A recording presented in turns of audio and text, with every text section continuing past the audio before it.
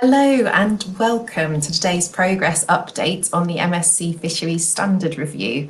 I am Nikki Wood, I'm Head of Stakeholder Engagement at MSC, and I'm delighted to see that we have so many stakeholders joining us for this session.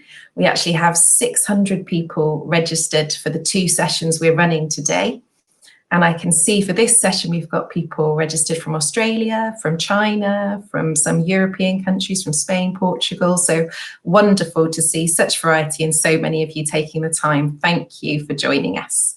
So what's our aim for today? Well, we are mid-process in the Fisheries Standard Review. You can see we've got some consultations open at the moment, and you're investing 75 minutes with us today. We'd like you to leave with the latest information on the FSR, especially on some of our key projects and the process they're following.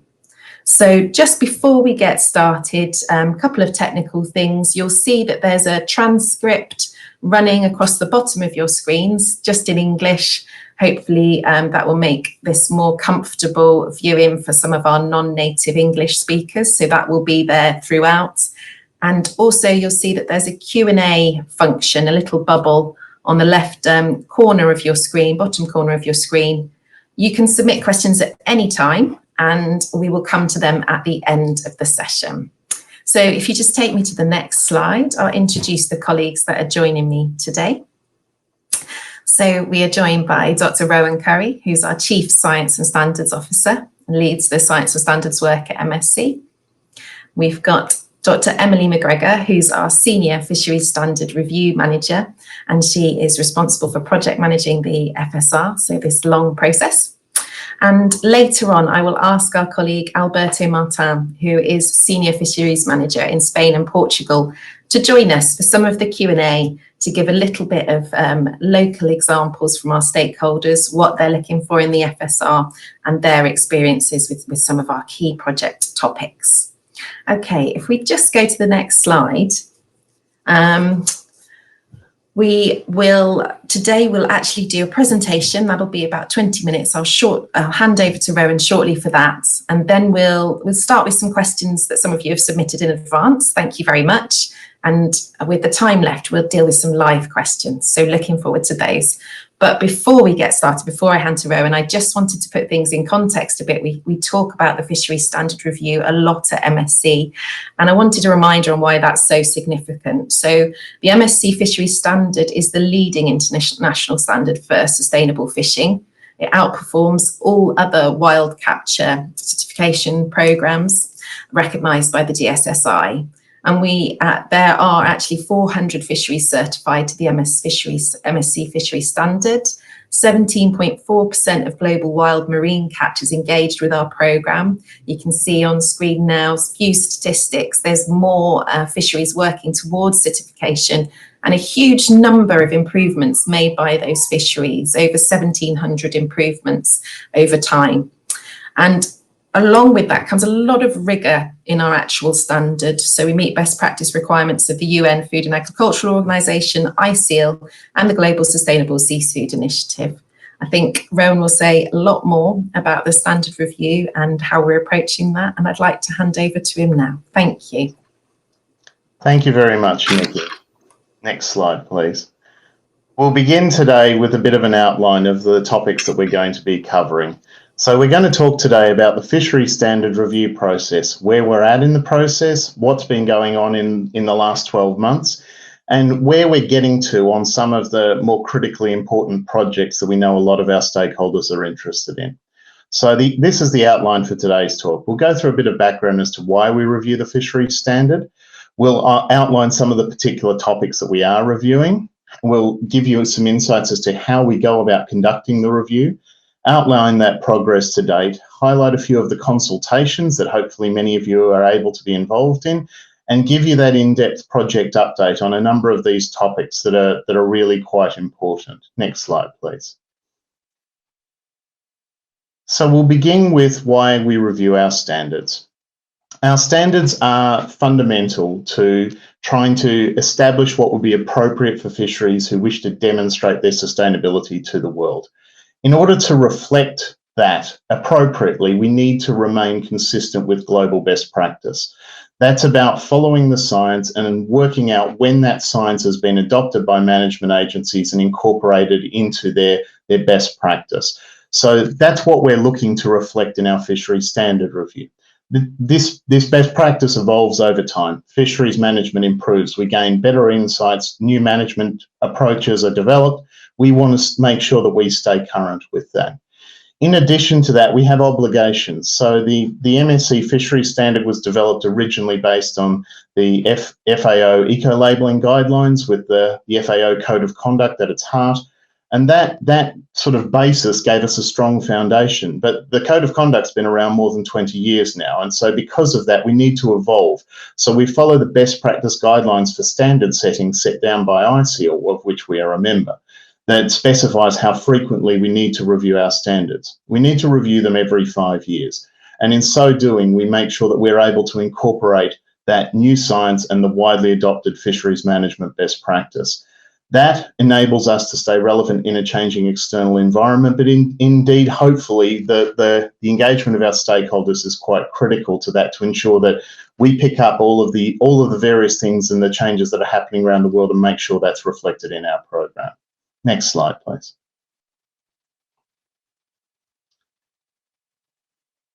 In terms of what we're hoping to achieve with the review, we have a number of broad objectives that the program as a whole and the fisheries standard in particular in our review of it that we're trying to achieve.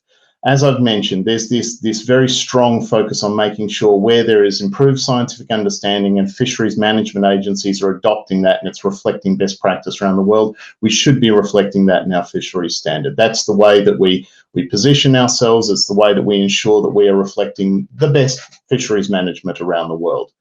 But we also have a number of other goals that go with that. We want to make sure that we enhance our program's credibility and legitimacy. We recognise now, as Nikki alluded to, with so many fisheries reliance on our program, it's critically important that we have a credible program that people can trust. But we've also heard the concerns raised from a number of stakeholders that our program is complex, and we recognise that it's not easy to conduct an assessment against our fisheries standard. So for that reason, what we're doing is we're looking for opportunities to try to simplify without necessarily reducing the level of performance that's expected. We're also keen to increase standard applicability and accessibility to ensure that the fisheries standard is able to be applied as broadly as possible. And that includes in different geographies, different scales of fisheries, different target species, different gear types. We would like to make sure that any fishery that wishes to come forward can demonstrate its sustainability. And finally, we're making sure that we can collect the appropriate information, because we now have quite a broad program, and with that goes a lot of responsibility to make sure that any changes we make are appropriate. So we want to make sure we collect the right data through our fisheries assessment process so future policy development is also fit for purpose. In terms of what we're actually reviewing, the Fisheries Standard Review is quite a big project. It entails 16 separate projects or topic areas within our standard that we are examining. That's quite a large number of areas where people have been engaged over the last while or where research has been commissioned. So how can we break that down? Well, one way to think about that is to look at the different levels of change that might result from the review work that we've undertaken. Partly this is based on our understanding of where best practice is around the world. And on the basis of our understanding of that, we're able to assess where we think a change is likely to be quite significant or where the change might be relatively minor or more about clarification and consistency. And broadly, what we've found is that we might need to change our intent, which is to change the level of performance we're expecting to deliver something different to what we currently expect in 4 of the projects that we're highlighting. All of these will be covered in the deep dive later.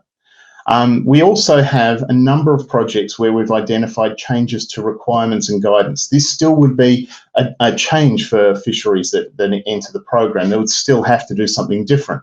But in this case, it's not necessarily that our underlying intent behind the requirements has changed. We might be just clarifying those requirements or trying to make sure they're applied more consistently.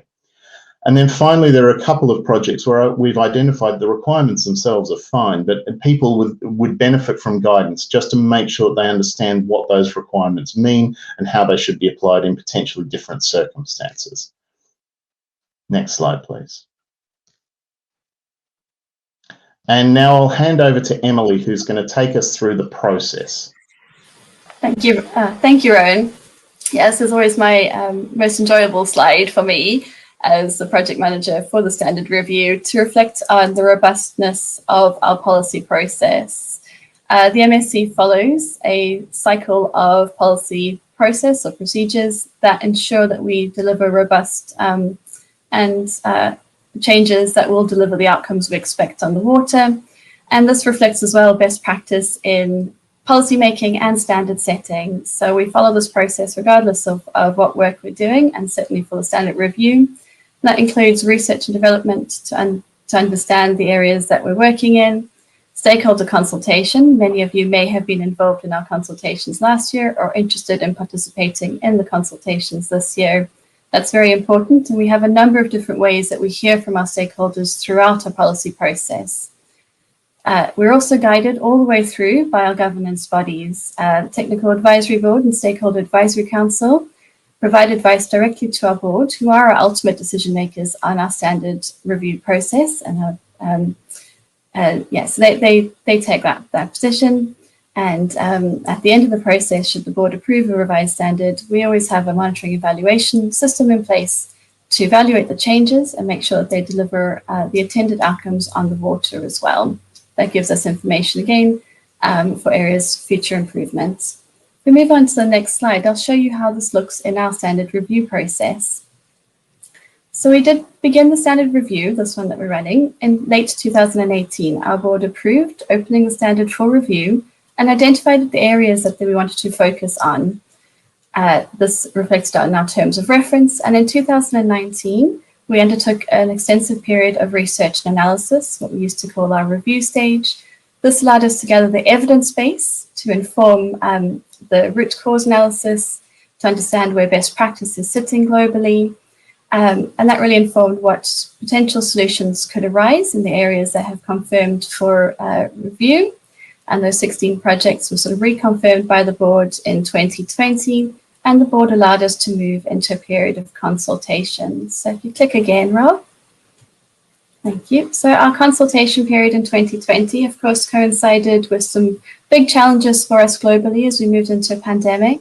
However, I did find that we actually ended up being able to reach quite a lot of people. I'm really excited about the number of stakeholders who participated in our global conference in May last year, and in our consultations, which formed surveys and workshops.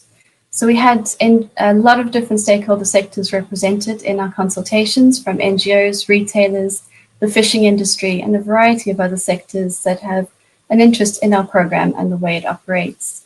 We also saw a number of different countries participate, and it's great again to see that global representation in our events.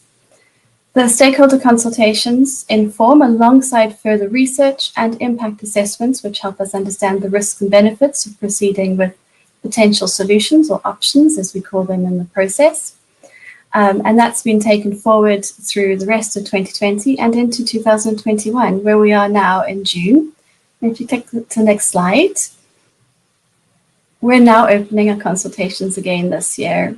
We're targeting on a few of the bigger projects that we know would very benefit from feedback from our stakeholders, and Rohan will talk you through what we're actually asking in those consultations.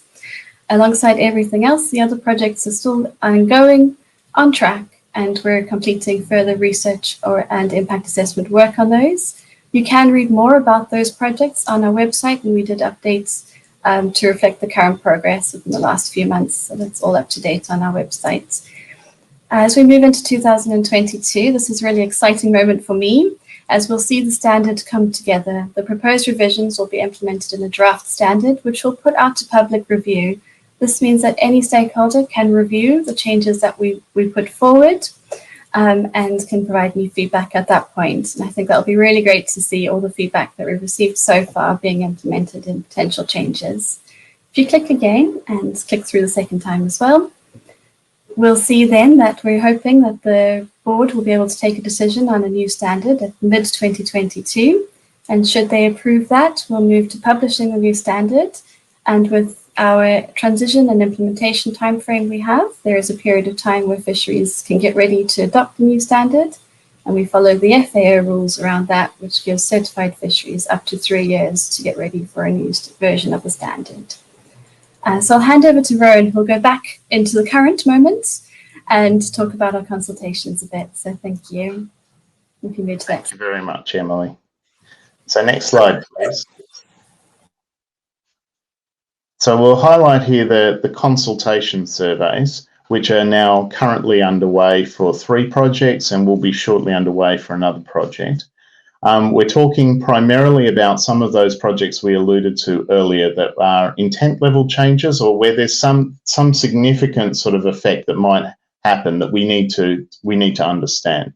So for this, we have our gear loss and ghost fishing work in terms of preventing gear loss and ghost fishing. We'll be looking for seeing people to provide feedback on that. We have the review of Principle 1 with a focus on harvest strategies, identifying further solutions to ensure MSC certified fisheries are not involved in shark finning. And then later on in June, we will have clarifying the requirements for endangered, threatened and protected species. And I'm now going to talk you through a number of these and also provide some information on another project that was consulted on last year as well. Next slide, please. So beginning with this issue of ghost fishing and gear loss. This is an area that has been previously incorporated in our standard, but implicitly. It was never explicitly addressed that we wanted to have an expectation that fisheries actively manage this issue of gear loss. It's not to say it wasn't important. The way it was factored into our standard was we were concerned primarily about the effect that gear loss would have on fish populations and other species, other marine species. So because of that, we had a consideration of it. But what we realised we weren't reflecting there was a need for the management process that takes place to address this. So here we had an aim for this project to ensure that ghost gear impact is explicitly and consistently applied, because we also found that many fisheries were doing very different things and possibly to quite different levels of performance. And fundamentally, this review is about ensuring our standard reflects management best practice. Many other people around the world are grappling with this issue of ghost gear and gear loss. We wanted to make sure we reflected the lessons that had come from that into our standard.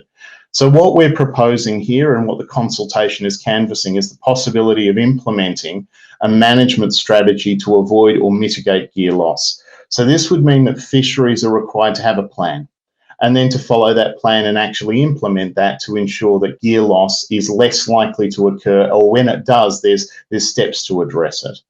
And that's quite fundamental. No fishery wants to lose gear. It's expensive, it's wasteful, and of course no one else with an interest in the oceans wants to see that. So I think this is a really exciting possibility for us to be able to address this particular challenge.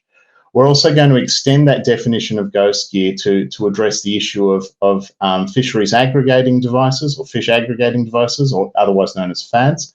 And so that will also be quite an important step in addressing the consequences of FAD fisheries in terms of the gear loss that takes place with some FAD fisheries if they're not as well managed as best practice might suggest. Next slide, please. One of the other big topics that we're addressing is harvest strategies. And this is probably the most fundamental thing that a fisheries management system can have in place in order to address what plagues many fisheries in the absence of good management, which is the tragedy of the commons playing out. Good fisheries management requires effective harvest strategies.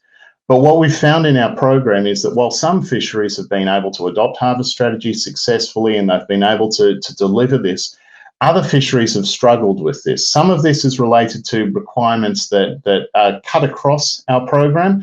Others are related to particular kinds of fisheries, predominantly multi-jurisdictional fisheries, where they have quite complex arrangements. And because of that, we've got a number of components to this project, but I'll talk through overall what we're looking for at the moment. We're looking to consult particularly on this multi-jurisdictional issue where fisheries are struggling to close and address conditions with certification, which means that they're not necessarily able to effectively drive towards harvest strategies being adopted in a timely manner. That's a concern for us, because while the stock might be healthy right now, it needs to be healthy in perpetuity. That's what sustainability is about. So we need to make sure we've got the right tools and mechanisms in place to address that. So we're consulting on what we think could be a solution to this issue, and we're very keen for stakeholder feedback on this. We are looking for a phased approach to resolving conditions with predefined milestones, more time to resolve conditions, but we're expecting a higher level of performance. And the hope with this is that it builds the if you like, the infrastructure for fisheries management to take the right kind of action to ensure long-term stock sustainability. So that would involve things like, in the first phase, developing a harvest strategy and completing management strategy evaluation. In the second phase, implementing that harvest strategy and having agreement between fishery managers. We're seeing that this is particularly challenging for multi-jurisdictional fisheries. There are many fisheries around the globe where this is quite difficult for political reasons, but it's also becoming ever more complicated because of climate change, as stocks shift and fish don't respect geographic boundaries. So this is a really important issue, and we encourage people to feed into the consultation. Next slide, please. Now, this is a topic that I know is dear to the heart of many of our stakeholders: endangered, threatened and protected species. This is an important area of our standard where we set our performance expectations about fisheries that might interact with endangered, threatened and protected species to try to ensure that those species are not adversely affected by the fishery interaction, and long term they can recover and thrive. So what we're looking for here is to ensure our requirements align with best practice in terms of science and management, improving particularly the issues associated with both designating ETP species and assessment of ETP species, and incentivising data collection and mitigation measures. At its heart, we have struggled with a couple of things when it comes to ETP species. One is that there's no one set of list of ETP species globally. It varies tremendously from one country to another, depending on the distribution of species, depending on their status in a particular area, depending on what might matter culturally or for other reasons in particular areas. So we needed to come up with a way to address that. So what we're proposing in our consultation is that all out of scope species will automatically be treated as ETP, and that, by which I mean all birds, all mammals, all amphibians and all reptiles will automatically be ETP in this new standard. And we're proposing a new mechanism to deal with in-scope species. So this is fish and invertebrates. And here we have a number of different alternatives that we're exploring, because this is not an easy area to work on. I would say we've had a lot of good advice from our Stakeholder Advisory Council to address this particular challenge, but it is a very difficult issue to get right. So we welcome the stakeholder feedback on this. And then beyond that, when we've designated these species as ETP, we then need to work out how they're treated in our standard. And so we're clarifying what we expect in terms of ETP scoring that arises from those classifications. So we're very keen for feedback on that as well. Next slide, please. One of the projects that we previously consulted on and is currently undergoing further technical work is our evidence requirements projects. This particular project is a really important one because it cuts across many different aspects of our standards. It's about trying to make sure that our assessments are based on high and consistent standards of information, and ensure that the type and quality of information is evaluated appropriately so that we can make sure that fisheries assessments are rigorous. And also that there aren't perverse incentives where fisheries with better information are penalised because they're more likely to uncover issues that need to be addressed, as opposed to those with lower levels of information. So what we're introducing here is an evidence requirements framework, and that framework is going to try to address this incentive challenge and make sure that we're not necessarily treating all fisheries with a one-size-fits-all brush, but at the same time we're able to address this challenge of incentives properly. It will involve risk assessment, evaluation of information quality, and the introduction of information thresholds that try to reflect precision and potentially have alternative mechanisms for addressing that if you don't have adequate information to assess precision. So it's quite a sophisticated piece of work. It's quite technical in nature, the work that's going on right now to make sure we get those thresholds right. and we'll be able to bring that back and share that with you soon. Next slide, please. And now we come to shark finning. So shark finning is obviously another area that's particularly important to many of our stakeholders. This is an issue that has cropped up as something that people are very concerned about. The MSC abhors shark finning, does not want any fishery involved in the MSC program to be involved in shark finning. So we need to ensure that that intent, which is unchanged in this case, we're talking about a change to our requirements and guidance, our intent has always been that, is to make sure that that is delivered effectively. And we've introduced some changes here previously with our fishery certification process that will address some aspects of this. They mean that individual fisheries can't include currently certified, they can't have individual vessels that have been engaged in shark finning activity within their certificates. So we introduced that relatively recently. So that check is already in place. But beyond that, there is this question about how shark finning is managed globally and how we separate that out and ensure that we incentivise the right behaviour across the totality of a certificate. And so that's why this is also being considered in our standard review. And here we're looking to ensure that those requirements reflect best practice. There's this issue of fins naturally attached that has been proposed as a potential policy solution that is applied in a number of jurisdictions around the world as one of the ways that people address this issue of trying to prevent shark finning occurring in fisheries. For those that are unfamiliar with the term, that means that fisheries are compelled to land sharks whole or at least in large part so that they are not able to conduct finning at sea. For several reasons, this is highlighted as a technical challenge in a number of fisheries, in part because of the fact that retaining sharks on board can be quite challenging. They ammoniate, and so because of that, it can spoil catch, and there's concerns about actually applying that in practice. So we are proposing consulting on something that covers both the possibility of using a fins naturally attached policy and expecting that would be in place at SG60, or viable alternatives that could be permitted. And those viable alternatives could be a variety of things, and perhaps we'll talk more about that as I expect people would like to ask questions about this. But that particular topic it's a fraught one, it's a difficult one, but we've come to this point to try to address what we think is a really difficult issue, but we would like to see meaningful improvement on it. And finally, I just note here that we're broadening our definition of shark beyond what would be considered a true shark to also include other species that are typically affected by shark finning trade. So in that, we're including other species that hopefully means that we're covering those most vulnerable to finning. Next slide, please. So with that, we've covered a deep dive on a number of the particular topics that we'll be looking at in the standard review, and I'll just recap and remind you of the consultation opportunities that you have now to be involved in. So you'll be able to provide feedback right now on anything involving the gear loss and ghost fishing project, or the harvest strategy project, or the preventing shark finning project, all of which are currently up online and available until the 17th.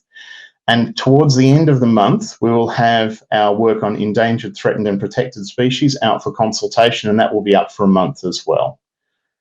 With that, I'll just pass back to Nikki. Thank you very much.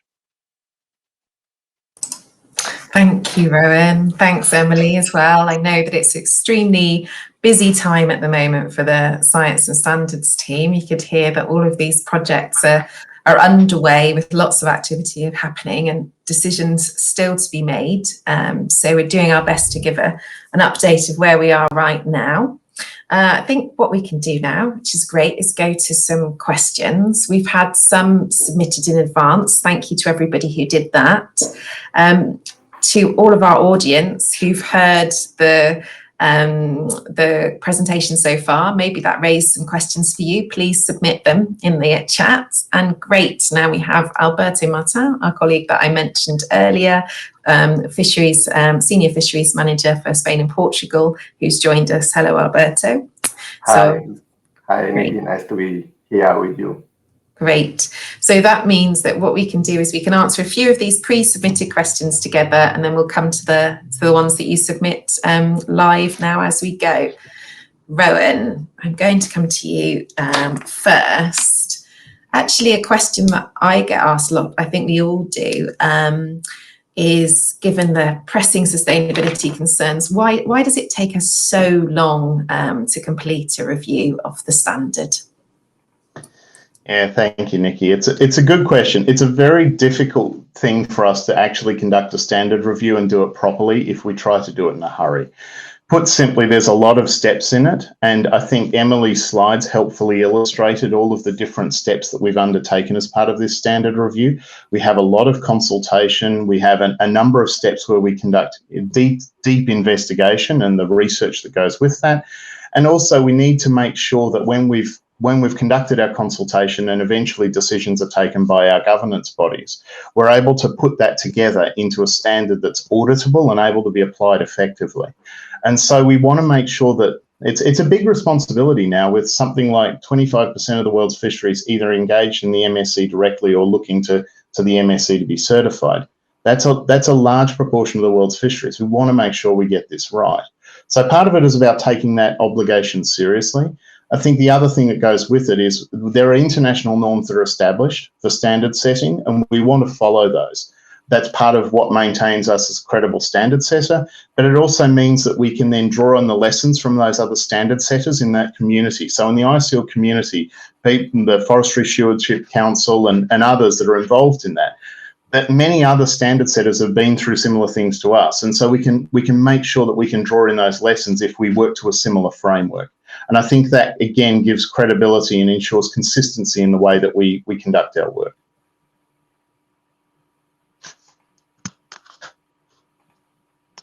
Sorry, Nikki, I can't hear. I have muted, yeah, just checking. It's good practice. And do you feel that timeline is responsive enough, Rohan? We understand the complexities. I recognise some stakeholders in particular have been frustrated by how long it takes for us to make a change to our standards. And I think that it's a legitimate thing to be concerned about. I guess weighed against that is the fact that for many people around the world who apply our standards and the fisheries that actually work to deliver things and ensure that they are making the change that's necessary to meet our standards, they need time. And so things like the FAO eco-labelling guidelines specify that fisheries should have at least 3 years to come into compliance with a new standard. So that's part of the challenge here, is we're required to review our standard periodically, but we also need to allow an implementation timeframe. And that then makes it quite complex. But it's necessary. I mean, what we would hope that would happen is that in a fishery standard review, we make a change that reflects best practice. A fishery then comes up against that and realises, oh, in this circumstance, I might need to make a change, and they have the time to make that change, and that change is enduring. So that driving towards long-term sustainable outcomes, I think, is why it's worth it. But I recognise that it is quite a slow process for people that are involved in it. Yeah, thank you. I think that's a good explanation. So I think that what I'll do is kick off actually with some questions around preventing shark finning. You gave us a high-level view, Rohan, and I can see already that we've got a couple of questions coming in. So some have been pre-submitted. We had some questions from Shark Project, from Iris, submitted in advance, thank you, and from Kate from Shark Guardian. And so let me start with, can you just tell us what are the requirements that are already in place for preventing shark finning in the current standard? Yeah, thank you, Nikki. So right now, any certificate that is in the MSC program must follow the fisheries certification process that's in place right now. And that fisheries certification process, this is basically the CAB instruction manual. That is so CAB's conformity assessment bodies, they're the ones who conduct the assessments of our fisheries. That document was updated quite recently in, I believe, 2019. And when it was updated, it reflected a change for us to address what at the time had been an issue of instances of shark finning that had been raised by stakeholders. And the way we updated it was to require that if there's a successful prosecution for shark finning in any aspect of a unit of assessment, then that would mean that the vessels involved would need to be removed. But in fact, what it specified was that the certificate would no longer be in scope. But what in practice can happen is we've now empowered the certificate holders to take action themselves and exclude those vessels. So this was quite an important step. It's an unusual step, but it's an important one for us because shark finning requirements around the world are not particularly consistent. And in many cases, the jurisdictions under which people are operating change and are quite fluid. So that means in order to be able to provide a requirement that actually had a clear expectation of performance, it required that it was owned by the certificate holders and they were the ones that responded. It's putting a lot on them because basically they're having to throw out individual vessels that might have otherwise been able to sell MSC certified product. But it means that any individual action of shark finning now is able to be sanctioned at the vessel level. So that's already in place at the moment. But there's this bigger question about, well, what management framework do you need in place in order to address shark finning sort of across the board? And this is where this suggestion of fins naturally attached, which is now occurring in many different management jurisdictions, that seems to be the response that a lot of people would like to see. Okay, great. So we know where we are now. Obviously, you've mentioned the fins naturally attached. You've mentioned that before. I think what people would like to know a bit more about, seeing the questions in the chat as well. I can see one from Leonardo Guida, and I can see one from Anna Justel from the International Seafood Sustainability Foundation. Leonardo's from the Australian Marine Conservation Society. We want to talk more about what constitutes a verifiable alternative. So MSC has not gone for a blanket, is not proposing at this stage fins naturally attached policy only. So what constitutes this verifiable alternative? I think that covers both questions. It's an excellent question, but that's precisely why we're consulting on this, because it is not a straightforward thing to define. The feedback that we've had in the past, whenever we've talked about fins naturally attached, is that while it is a policy that works in many fisheries, actually some of the most well-managed fisheries around the world have grappled with shark fishing, not finning, through different management measures in their jurisdictions to address that. And because of that, the ways that they address shark finning needs to be slightly different. And it's simply because in some cases, sharks are targeted species and they're managed under things like quota management systems. And there's a lot of observer coverage in place. And so what actually happens is the sharks are part of a fisheries management system that ensures sustainability by another means that is an alternative to using a fins naturally attached policy. It doesn't necessarily mean, and in this case, I would hasten to add, we're not talking about instances of live finning. Live finning is abhorrent, and we would not accept that in the program irrespective.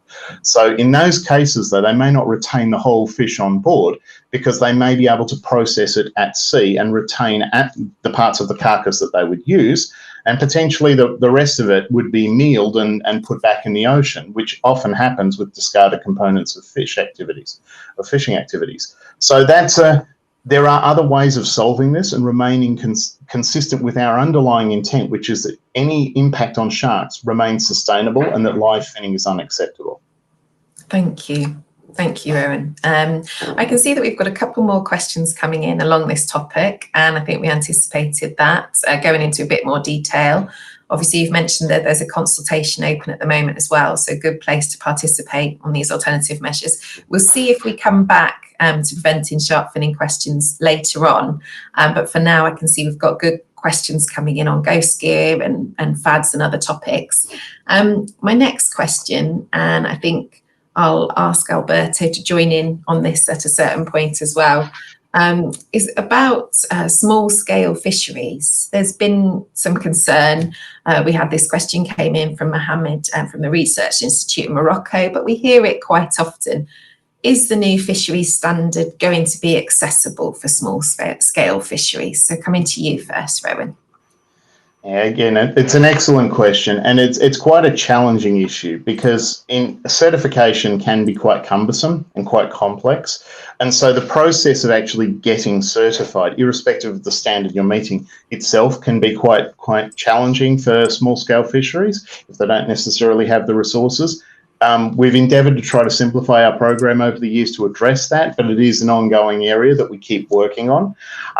But beyond that, in terms of meeting the levels of performance that we expect, we already have some tools in our toolkit. We have work on data-limited methods. We have our risk-based framework that means that the information you require, and indeed our new work on our evidence framework, will explicitly account for the fact that different scales of fishery need different information. And so that's one way that we address it. But more than that, we've talked about things where we might make some big changes here. And I guess the concern would be, could we inadvertently introduce a barrier for small-scale fisheries coming into the program because of that? And the way we test that is we do a lot of impact assessment of all of our different potential changes. So all of the options that come forward, before they're signed off by our Board of Trustees, there is a detailed impact assessment that's conducted. That work will continue and will specifically look at the impact for small-scale fisheries. So I guess it's our undertaking that we will absolutely factor that into the decisions we take here. But it is a difficult challenge in having a program that's globally applicable, is to try to make sure that it works for all different fisheries of different scales and different geographies. Yeah, great. Good to hear. Okay, well, that's a very nice moment then to bring in Alberto. So can you give us and tell us a bit more about small-scale fisheries and their use of the standard in your region? Give us some examples, Alberto. Yeah, thank you, Nikki. Thanks for the question. Well, Rohan has been explaining a bit the focus on the FSR and how this complexity affects this complexity of the standard affects the fishery, and I would say especially the fisheries that have less resources, the small-scale fisheries. With this revision, we are hoping that this complexity will decrease, and hopefully also the associated cost for an assessment will also decrease, what is really an important issue for small-scale fisheries that usually don't have as many resources as other fisheries.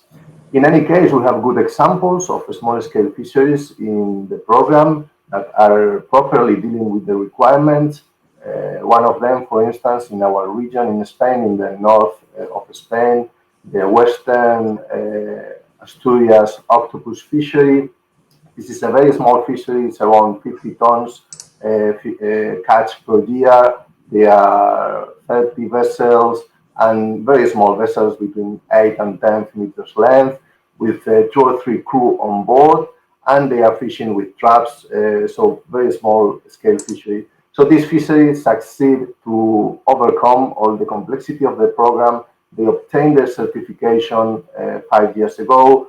They obtained public funds to get this certification, and from then onwards they started to work in the conditions of improvements, but also they started to think on how to solve the problem of the cost. And it's a very small example, but each vessel have been putting 20 euros per month in an account, and with that amount of money, and also they have been retaining 0.5% of the sales to cover the surveillance audits, because they need to do every year surveillance audit, and also to cover the cost of the recertification. And now, after almost 5 years, they are facing the recertification. They have been able to solve all the conditions of improvement, and they are having really clear benefits. They are having reputational benefits. They are empowering the coastal communities. The coastal fishermen have been empowered, and they have louder voice with the administration now. And also they are getting a price premium in the product, that well-documented price premium between 14 and 25%. This has been described in a scientific article published in a scientific journal. So our role here is basically the role of the regional offices is to accompany these small-scale fisheries in their work towards MSC and help them to overpass all these problems. And hopefully with the new FSR, this complexity will be lower and the problems will also be less. Great example to see the investment payoff, and to think about how the new fisheries standard review will affect that fishery.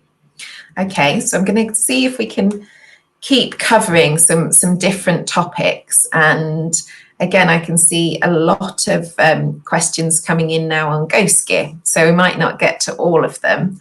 But I think a good starting point would be to come to you, Rohan, and just say, really, can you talk more about the ghost gear updates, and can you tell us what that role plays also in terms of the plastics in the ocean debate?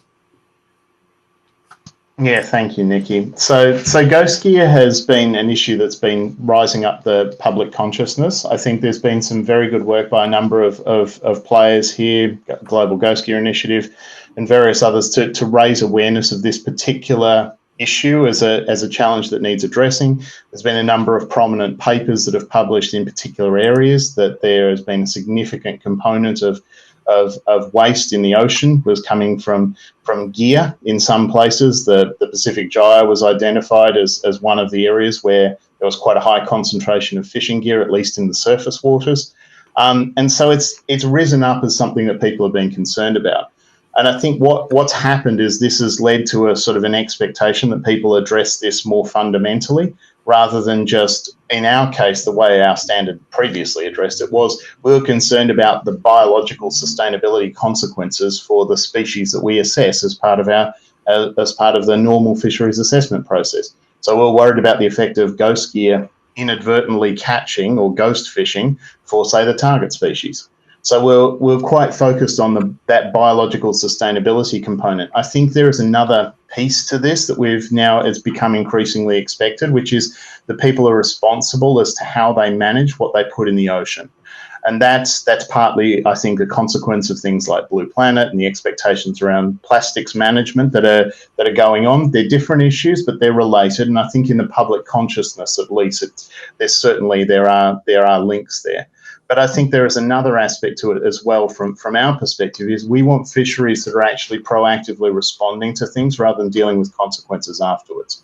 And as our program gets larger and there's a greater number of fisheries that are under the umbrella, the scale of the impact of MSC Fisheries making sure they're doing the right thing actually has global consequences. And that's really important. So we actually have an important way of addressing this.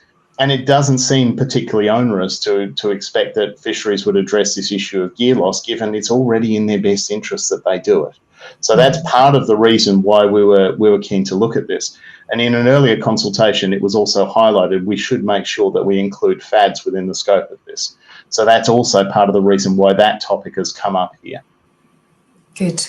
Thank you. Okay, so let's then dive in a little bit to talk about FADs, because we had some questions submitted in advance as well. Juari Chariman in Indonesia, Marcelo from the FIA in Papua New Guinea, and I can see we've had some questions from Karen Berg from the Secretariat for the Pacific Environment Programme, Threatened and Migratory Species Advisor, and also from Anna Justel from the International Seafood Sustainability Foundation, so another one from her. All of them talking about gear loss, ghost fishing, and this focus in on FADs. So can you tell us how the proposed changes in the FSRO will apply to FADs? Yeah, it's a good question, Nikki. And I thank everyone for their interest in this. I know it's a hot topic at the moment. So this particular, it's hard to know until we've got our final requirements drafted what the impact will be for any specific fishery in the program. And I just say that as a blanket thing because I think it's often, everyone would like to know, particularly the fisheries concerned, what will the impact of this be on my fishery? And that's a very difficult question to answer until we've finalised exactly what the requirements look like. But it is one of the reasons why we consult, is we want to think about all of these things so that we can craft it so that we're delivering our intent. So when I talk about this, I'm talking about what we would hope for. So with fisheries that have a FAD component, so they have fish aggregating devices that they're using to basically aggregate the tuna, usually, that can result in the loss of FADs in a number of circumstances. So what we'd be looking for is a management plan to address that. And there's several ways you could address that. One of them might be that you are looking to reduce the number of FADs that you're putting in the water. Another might be that you're changing the material that the FADs are made out of. There are others that you might be retrieving FADs or working in a system where you're tracking them and monitoring them more closely. So there's several different management strategies that you could deploy to address this. And one of the things, I guess, that goes to the philosophy of the MSC is we try to avoid being prescriptive on the individual solution to a particular problem because fisheries are so diverse. We need to allow for the fact that people can come up with creative solutions to solve problems that are specific to their fishery, and we don't want to curtail that. However, we also need to make sure that we have clear expectations of performance. So we will specify enough so that people understand our intent, but not so much that they always have to satisfy it the same way. So those are the kinds of things that I think might come into play there. Thank you. Thanks, Rohan. And Alberto, it would be nice to get a little bit of regional perspective and a bit of more information on FAD fishing, please. Yeah, thanks, Nikki. Well, in the program, we have currently 3 certified fisheries using drifting FADs, some other fisheries using anchor FADs, but the problematic is slightly different. But 3 already certified fisheries and 8 more under assessment, 4 with a scope extension and another 4 new assessment. That means that there is a big push internationally to raise the bar on FAD fishing and to try to do things better, and that we are influencing in there. So what we expect, as Rohan mentioned, is for these FAD fisheries, what we hope, because again, it's still under consultation, so we will see what is the final product. But our hope is that there will be a proper management strategy in place to minimize the impact of this FAD loss, to reduce the number of FAD loss, and also, I would say, a focus on mitigation measures. It can be from many different ways. I will put an example, perhaps to have a general view. The first fishery that got the certification with the MSC standard for drifting FADs was Echevasta, that is fishing skipjack in the Indian Ocean. The certified species is skipjack. They have already developed a FAD management plan to minimize their impact. They've already been more than 2 years working in the condition of improvement. This is part of the condition of improvement.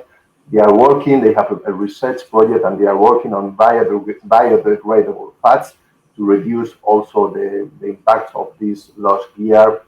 They have some other research projects that have to do with the impact of FADs in sharks, for instance. They have a project with AEST, that is a Spanish research center, on survival of silky sharks once they've been released, following a code of conduct that they have established and they have put in place. Now they are researching how to minimize the associated mortality with this species. They are also marking, these fisheries marking sharks to better understand what is the influence of these FADs in their behavior, if there is any influence in the migration, how do they move in the ocean, and if there is any positive, negative, or any influence of drifting FADs in this species. And also they are carrying out a research project analyzing and quantifying what will be the impact of a single FAD that ends up beaching in a coral reef, to understand perfectly what is the impact and how that impact can be minimized. So from here, I would like to make a call for stakeholders to take part in this consultation. It's really, I think, it's a hot topic now. It's something that will be really, will be a hot topic for the next years. And I would like to animate people to take part in this consultation, because we are still in the process. Super. Thank you very much, Alberto. Okay, well, I think before we move to another topic, it's not directly related to FADs, but just coming back to ghost gear, I'll ask a specific question there and then open out. It looks like we're going to go to harvest strategy from there. So this question coming specifically, and a lot of questions are going to be directed at Rohan, because he is in the hot seat for all topic questions, given that we're mid-process on all of these projects, and Emily is ready to answer different questions on the process around the FSR. But let's start with you, Rohan. Will the new scoring issue, we're on gear loss and ghost fishing, will the new scoring issue that will be added to 2.4.2 refer to impacts to all types of habitats or only VMEs? Is that clear, or have we gone too specific? It is clear. It's very specific, and these are the kind of things that we can talk about a little bit at the moment. But the challenge that we face is that we haven't got a draft standard in front of us, and these are precisely the things that I would hope would be picked up in the final review phase. So with that sort of broad caveat, I would say that the core focus, based on our current habitat requirements, is that we expect people to avoid impact on VMEs specifically. And that's because VMEs, vulnerable marine ecosystems, for those who are less familiar with the term, they're a specific kind of habitat that's been identified as important in terms of its structure and function, but critically, its resilience to impact is actually quite low, and the consequences of that can be quite significant. So there we expect fisheries to avoid an impact on VMEs, such that they avoid 80% of VME impacts. It's quite clear. Other habitats, we allow impacts, but only to a certain scale, and that's deliberately calibrated to reflect their resilience. So I think, and again, stepping back, what's our intent here? Our intent would be similar. We don't want FAD fisheries having an impact, particularly on VMEs, but I would suggest in other habitats, it depends on the sensitivity of that habitat as to whether that's really a big issue. And it's also something about the scale of a VME relative to that habitat. Coral reefs are quite discrete, and so because of that, it might mean that coral reefs are obviously, because they're vulnerable marine ecosystems anyway, they would naturally be something we'd be concerned about. A broad, say, sandy bottom habitat that's all quite common might be something that's less of an issue, but these are things that we could look at. So I think things like that will be resolved through the course of refining and drafting the text for the standard, but that's the underlying principle that I would expect to see applied to it. Good. Thank you. And I know it's a difficult time to answer a specific question, so thanks for that information.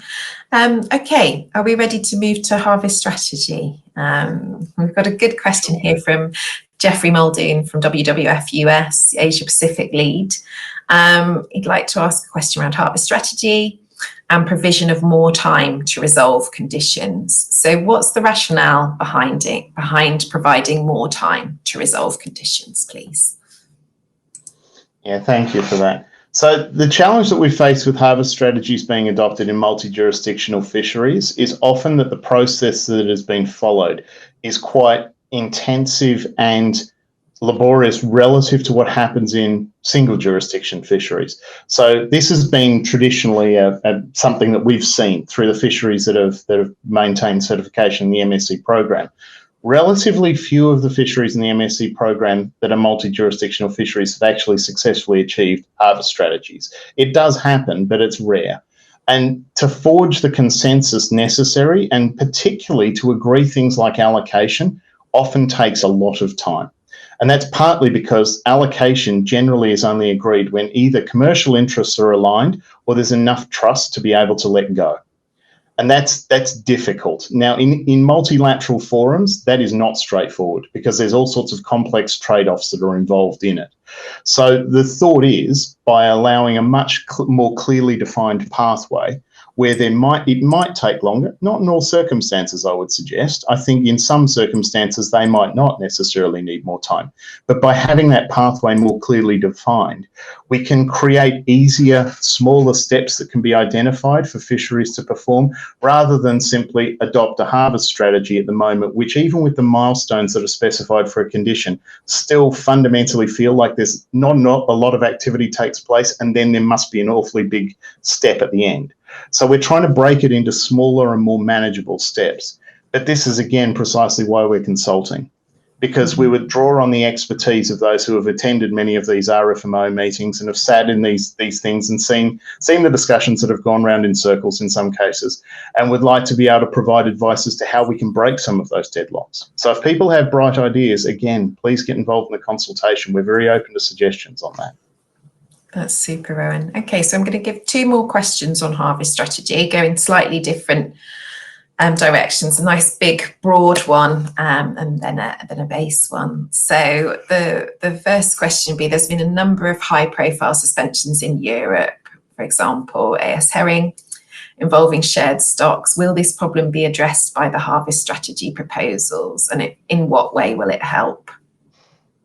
It's an excellent question, and it is part of the logic that sits behind a focus on multi-jurisdictional fisheries, where we're conscious of what's recently played out with the fisheries in Europe. We're also conscious of what we're seeing in a number of the tuna RFMOs in terms of difficulty in adopting harvest strategies. These seem to be sort of examples. I would say as climate changes, I'm expecting they will remain far from the only examples, unfortunately, because stocks will shift and people will have to adjust to that. Our hope is that by having a more defined pathway, it will help, but we are also heavily reliant here on other actors. We set a standard for what good looks like, for what is sustainable, but ultimately we rely on market players also playing their part and taking the right action to support fisheries that are sustainable, and dare I say it, noticing when fisheries are not holding up their end of the bargain and making the appropriate sourcing decisions. So this requires all players to actually step up and address it. It is not an easy problem to crack. And at the moment, as long as there are example fisheries where the marginal benefit for a fishery in catching an amount that is unsustainable is more than the market will reward them for being sustainable, some fisheries will continue to be unsustainable. And I think that's something that the sustainable seafood movement collectively needs to address. So we'll play our part in the Fisheries Standard review, and we'll do what we can to address that and make sure the incentives are in the right place, but everyone needs to pull together on that one. It is going to be probably one of the biggest challenges that the sustainable seafood movement will face in the next 10 years. Good. Thank you, Rohan. Okay, and our last harvest strategy question for now was simply, does MSC provide certain methodology to develop a harvest strategy? So that question's coming from Harry Cristianto from MAF. That's a really good question. There's a lot of material and support provided in our guidance and associated documents about what good looks like when it comes to meeting our standards. But it's often, again, deliberately because we're not prescriptive, it's often not very specific as to the ways that you can go about this in particular circumstances.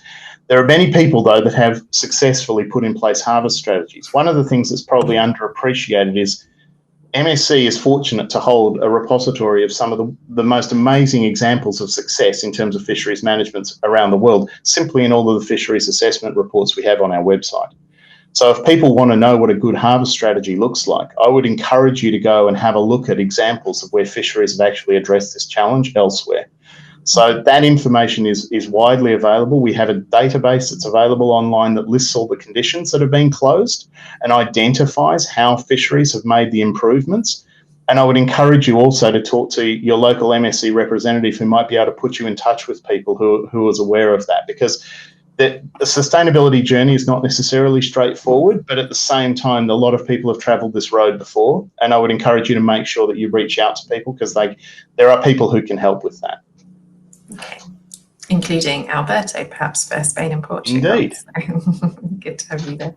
I think I haven't actually seen a live question submitted on endangered, threatened and protected species, and that surprises me because it is a hot topic. So we did get several submitted in advance, and I think that I'd just like to pose one of them before we move to pick up other questions submitted today, because I want to make sure we've done a broad sweep of things happening in the standard. So I think, Rohan, it's a long-awaited update in the standard. Can you tell us why it's a complex project and why it's taking so long? Yeah, thank you, Nikki. ETP species are probably one of the more complicated topics that we grapple with, simply because there's no consistent global definition for what constitutes an ETP species. And so we're trying to deal with something that is both variable across different jurisdictions, but also where there is, I think, a common societal expectation that we manage it. And so we're in effect having to be the bridge between all of these different disparate national requirements and what we would expect, and indeed what the FAO expects through the Code of Conduct, and indeed what society expects in terms of making sure such species are able to recover and thrive. We don't want to see endangered, threatened and protected species going extinct. That's completely unacceptable. So in order to address that, many jurisdictions have taken very different approaches to address it. And they list species for reasons other than simply their threat status in terms of whether they're biologically at risk. So it might be that a particular species is of cultural importance or iconic in a particular area. And as a result, it's put on a threatened list or nationally listed because it's important. And so how do we deal with that? So what we're trying to deal with this in two ways. One is the designation part, which makes sure we get a list of species that we need to treat in what we then hopefully can have is a commonly accepted way collectively. So we have to get the list right to begin with.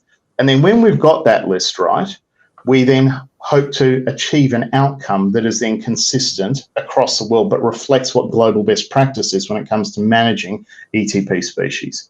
So that what we're trying to do is deal with it in those two ways, but it is not particularly straightforward. Again, it's one where I'd encourage people to get involved in consultations. Individual examples will be quite helpful perhaps in your comments to be able to explain what you've thought about in a particular circumstance. That might help inform our impact assessments. But it's a particularly challenging one for us. And it's what happens when you're a global program, but also trying to meet the needs of all of these individual locations in which our fisheries operate. Thank you. Thanks, Rohan. Okay, so I think we've got perhaps about 8 minutes before we'll wrap up in terms of questions. I will take a couple of questions that we have here on preventing shark finning, but before that, I've got one for Emily here. So you've talked about the consultation opportunities, Emily. And do you think not being able to have face-to-face consultations has impacted on the quality of feedback and input that stakeholders have managed to have? Well, it's a great question. Thanks for asking that to me, Nikki. It's a bit of a trade-off. I think it is always beneficial to be able to talk face-to-face with stakeholders. There's a lot of value in being able to get into the level of detail and understand concerns at that level. However, I must say, I think we've done a really great job interacting virtually. I think the whole world has stepped up their game in terms of how we communicate on online platforms and how we use other tools available to us to have good conversations and to gather good feedback. So I think that we've actually done a really great job at reaching and gathering information from people who really care about our program and want to see the improvements being made. So while it has being in person and having me able to stop and have a coffee is always great, I think we've done a really great job at being able to reach out and create these opportunities like this to be able to touch base with people who really care about our program. And I really appreciate the extra effort that some members have had to do to participate virtually over the last year and a half. Definitely, and I'd echo that. Thanks, Emily. Okay, Rohan, let's see what answers we can give on these questions. So another one from Anna Justel on the fin statutory attach policy. So, or the alternative. So does it have to be a national or regional policy adopted by a national government or RFMO, or would a company level policy suffice to meet that requirement? So I think we're talking about alternative measures here. Yeah, I would expect it's something where it's quite rigorous, and so I think it's probably something that's rising to the level of formally ratified or incorporated in law or something like that. Again, it goes to the complexity of fisheries management and the fact that some fisheries operate in multiple jurisdictions. So again, how we would specify that might vary. So, for example, a fishery that operates on the high seas, it would have it might require something enshrined in legislation in the flag state, or it might require something in the management jurisdiction in which it's operating and then say permitted to operate. But I think so. I wouldn't necessarily always tie it to a single jurisdiction. It's the one that's probably most effective. But my expectation is it's probably something like that. But again, this is what we want to see in the consultation is if you're going to specify this, make sure it's clear that it must include the following. That kind of feedback is great for us. So we can then look at that and weigh it up against the consequences of doing that and see, okay, does this stack up? Is that best practice? I would suggest in this case it's quite likely because we're talking about something that's fundamental. So it's at SG 60 for us, which for those, again, who are less familiar with it, that means it's the minimum acceptable.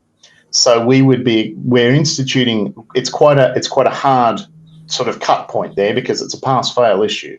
So we would need to make sure it's something that's applied quite widely, but at the same time, I also recognise you don't grant the ability to use alternative approaches lightly. You need to make sure that when it's done rigorously. Good, thank you. 2 more questions. I think we'll manage one for sure, and I've got then one on a short one on VMEs, but let's stick with the preventing shark finning. So I've got a question from Maurice Brown John from P&A, commercial manager there. Says many industry certificates in Persane, Longline and P&L have no observer coverage or access to observer data, whilst others like P&A have 100% of the observer coverage. So how is that equitable? So talking a little bit about specifics. And look, we've sort of we try to avoid talking about the individual fishery circumstances, partly because, as I've sort of acknowledged before, there are many different ways that fisheries can solve their problems. But I will say that consistency in evidence requirements is something that we've noted across the program, that there does seem to be this issue that certain fisheries actually are very well observed, other fisheries not so well observed, and the independence of the observations that are put forward to assess sustainability is not always the same level. And that can be problematic if there are incentives for people to not necessarily report correctly. And in some fisheries, those incentives are relatively low. It's a bulk fishery, for example, doesn't necessarily have the same incentives one way or the other. But if it's a fishery that does have quite differential consequences for composition of catch, that is a problem. I'll be frank, that is a problem. So this is part of the reason why the Evidence Requirements Project was put in place. So it was to address that inconsistency and to incentivise the right kind of evidence requirements that are appropriate to the scale and intensity of the fishery. And that's deliberately to address the small scale point from earlier, but also recognise that for those whom they have significant resources and they also could have a potentially large impact that we might not necessarily have visible now, we might need to address it. So I foresee that there will be some recommendations for changes arising from the Evidence Requirements Project that will address that disparity, at least to a degree. But again, not all fisheries need to solve problems the same way. So we'll need to factor that in as well and make sure that we can recognise that there are different ways of solving the problem. It might not always be observers. It might be electronic monitoring. It might be other forms of monitoring that could be put in place. But whatever it is, we need to make sure that expectation is clear. Mm-hmm. Good. And I think that relates somewhat to the question that's come in from Leonardo Guida from the Australian Marine Conservation Society. It's really talking about how is high quality objectively defined and measured. I think we could say, and we don't have time for the question itself or getting into that, but perhaps a good tip to participate in the P3 project and see how that one progresses, because we're looking at those evidence requirements now. Okay, last question. We have a question, simple one, and yet difficult as well. So it's coming in from Eric Barrett. And the question is, what progress is being made to clear up the current confusion over how and who defines VMEs? It's an excellent question.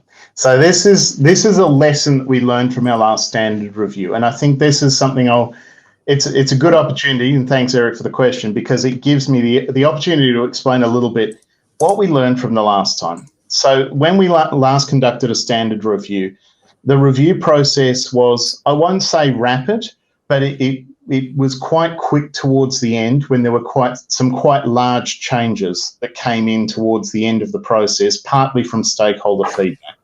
And so what ended up happening is we found a few of our requirements weren't necessarily fit for purpose.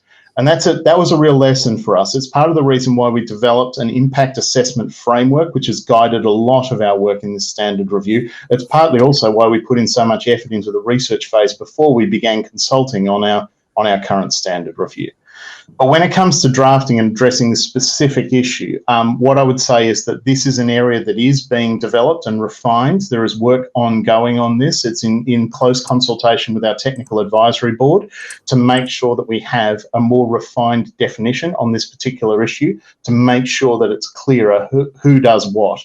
And I think it also highlights the importance of the final review stage next year.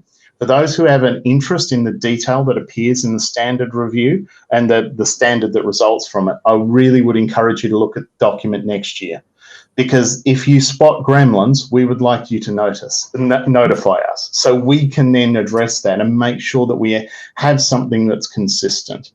And these are the things that I would have hoped could have been picked up in the past, but now we have the opportunity to address them. So yes, it's on the list. There's a process for dealing with it, and it will become more apparent as we go live with the final review next year. Well, thank you. Thank you so much, Rohan, and thanks to all the panelists now. That means we'll be closing the Q&A. We've had some compliments about the willingness to answer questions and to do that in a comprehensive manner. And I'd like to echo that. I know it's, as I say, mid-process now, so for us to talk across the projects is an interesting time to do that. Much appreciated. In terms of next steps, perhaps we can put slide, I think it's 15 back on the screen, just to show what consultations are open.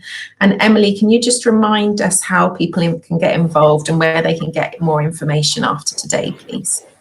Great. So, and now on the page you're looking at now, we have provided some resources, some links to our website, which will help you navigate where you need to be in terms of the live consultations now. So we have, as Rohan said, we have 3 consultations open at the moment. And maybe if you just click through the slides there, you're on the wrong one. You just go down to the last slide on consultation. That'd be great. Yes, we've got our consultations live now. We'll be opening the ending the Endangered Threatened and Protected Species consultation later this month. So I really do encourage you to participate in those. Great value to have your feedback. You can also read up about the projects that we aren't consulting at the moment. They're still progressing really well, and we have got updates about what we're looking at and what potential changes could arise from those on our website.